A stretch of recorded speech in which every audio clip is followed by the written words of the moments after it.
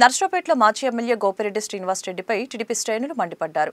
ఇటీవల కాటికాపరి హత్య కేసులో ఎమ్మెల్యే అరవింద్ బాబు, మాజీ ఎమ్మెల్యే గోపిరెడ్డి శ్రీనివాస్ రెడ్డి మాటల యుద్ధం నేపథ్యంలో టీడీపీ ద్వితీయ నాయకత్వం మాజీ ఎమ్మెల్యే గోపిరెడ్డిపై ధ్వజమెత్తారు. స్వర్గపురి 2 కాటికాపరిగా ఉన్నటువంటి గడ్డిపర్తి ఎఫ్రాన్ గారి హత్యని తీవ్రంగా ఖండిస్తున్నాము. గోపిరెడ్డి శ్రీనివాస్ రెడ్డి గారు, మీరు హత్యా రాజకీయాలు మానుకోవాలి. మీ పద్ధతి ఓడిపోయినా కానీ ఏమాత్రం మారలేదు. రొంపుచెర్ల మండల పార్టీ మాజీ అధ్యక్షుడైనటువంటి మా వెన్న బాలకోటి రెడ్డి హత్యలో కూడా మీ యొక్క పరోక్ష హస్తం ఉంది. మీరు ఏదైతే పమ్మి వెంకటేశ్వర రెడ్డి గారిని ఆకట్టుకొని వాళ్ళ మధ్య ఉన్న చిన్న గొడవని దాన్ని పెద్ద చేసి హత్యక రాజకీయాలకు పోషిస్తుంది. మీరు ఈ పద్ధతి మార్చుకోవాలని చెప్తున్నాము. మీకు ఓడిపోయినా కానీ మీకు కనీసం మీ ఆలోచన విధానం మారలేదు గోపిరెడ్డి గారు అని తెలియజేస్తున్నాం. అదేవిధంగా గత 5 సంవత్సరాల్లో మీరు చేసిన అన్యాయాలు, అక్రమాలు, భూదందాలు, రౌడీయిజం, రేషన్ మాఫియా, అదేవిధంగా గంజాయి, ఇవన్నీ ప్రజలు తెలిసే 20,000 ఓట్లతో మిమ్మల్ని ఓడించారు. ఒక సామాన్య డాక్టర్ అయిన అరవింద్ బాబు గారికి ప్రజలందరూ మద్దతుగా ఉండి మంచి మనిషిని ఓట్లేసి గెలిపించడం జరిగింది. ఈ 15 నెలల్లో మీరు చూస్తూ ఉన్నారు, నర్సరావుపేట నియోజకవర్గంలో కానీ ఈ 2 మండలాల్లో ఎక్కడైనా ఇటువంటి గొడవలు జరిగాయా?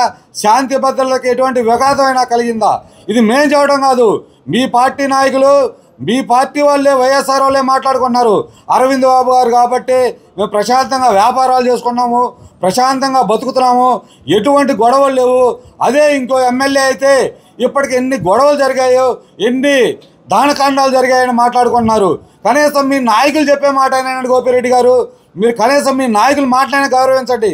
మీరు పదే ఈ హత్యా రాజకీయాలని వీటిని భుజాన వేసుకోవద్దు. మీకున్న ఈ కొద్దిపాటి నమ్మకాన్ని కూడా ప్రజల్లో కోల్పోవద్దని తెలియజేస్తున్నాము. అదేవిధంగా మీరు మా ఎమ్మెల్యే గారి మీద పదే ఆరోపణలు చేస్తున్నారు.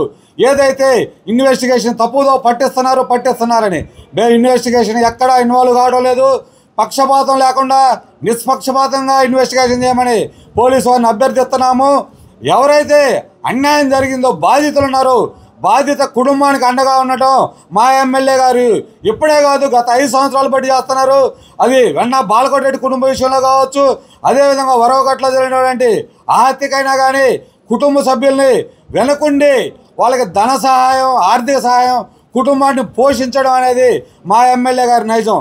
మీలాగా అన్యాయాలు, అక్రమాలు, భూదందాలు చేయడం మా ఎమ్మెల్యే గారి నైజం కాదని, మీరు ఈ పద్ధతి మార్చుకోవాలని మీడియా ముఖంగా తెలియజేస్తున్నాం.